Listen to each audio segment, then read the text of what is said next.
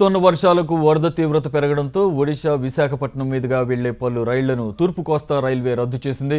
మరికొన్నింటిని దారి మళ్లించారు. రైల్వే ట్రాక్లు నీట మునగడంతో ముందస్తు చర్యల్లో భాగంగానే రైళ్లను నిలిపివేశామంటున్న Waltair division station director Divakar పాండాతో మా ప్రతినిధి అనురాధ ఫేస్ టు ఫేస్ ఇప్పుడు చూద్దాం.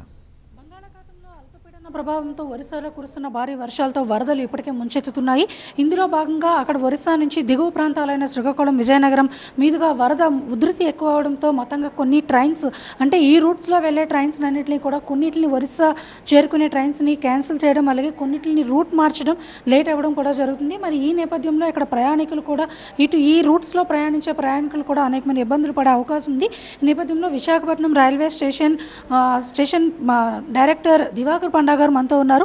అసలు రైళ్ల మొత్తం ఏ రైళ్లు వెళ్తున్నాయి, అలాగే ఏ రైళ్లు ఇక్కడ క్యాన్సిల్ అవుతున్నాయి అనేది మనం అడిగి తెలుసుకునే ప్రయత్నం చేద్దాం. సార్, అక్కడ వరద ఉధృతి కారణంగా కొన్ని ప్రాంతాలకు వెళ్ళే రైళ్ళని రూటు మళ్లించడం కూడా జరిగింది, అలాగే కొన్ని క్యాన్సిలేషన్ జరిగింది. సో ఏ ట్రైన్స్ వెళ్ళబోతుంది? ఇప్పుడు డైరెక్ట్ ఇక్కడి నుంచి వయా రాయగూడ వెళ్ళిన బళ్ళు ఇప్పుడు ప్రస్తుతం నిన్న మొత్తం క్యాన్సిల్ అయింది. ఇవాళ కూడా ఇప్పుడు వరకు క్యాన్సిల్ ఉంది. ఇప్పుడు రిజమ్షన్ కావలేదు. మా దగ్గర నుంచి స్టార్టింగ్ చేసిన బండి 58527, 58528 Raipur Visakhapatnam passenger, 58529, 58530 Durg passenger, Visakhapatnam Durg passenger, ఇలాంటి అది క్యాన్సిల్ అయింది.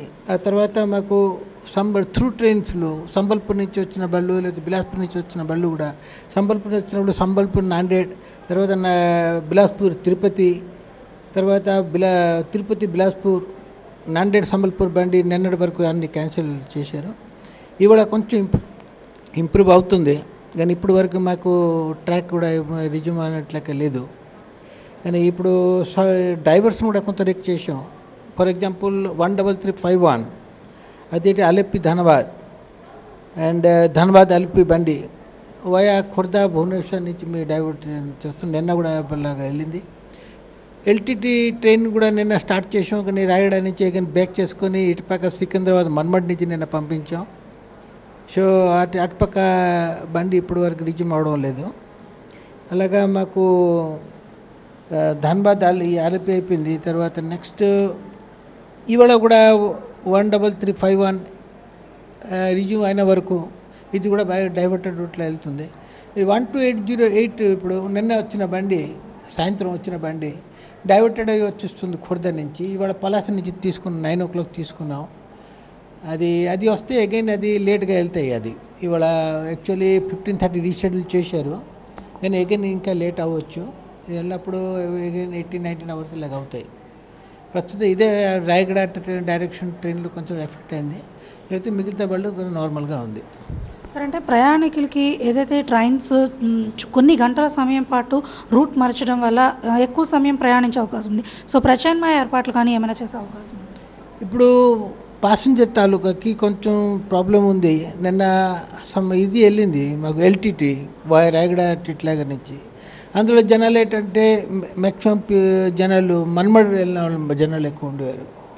అఫ్కోర్స్ ఆ రూట్ మాకు మన్మడ్ నుంచి అటుపక్క వెళ్తే మన్మడ్ వెళ్తుంది, కానీ డైవర్షన్ చేసిన మన్మడ్ వెళ్ళడం లేదు. కానీ ప్యాసింజర్ ఫెసిలిటీ కోసం, ప్యాసింజర్ ప్రివిలేజ్ కోసం వాళ్ళ కోసం మేము అగైన్ బండికి మన్మడ్ చేసేసి ఎల్టీడీ పంపించాం.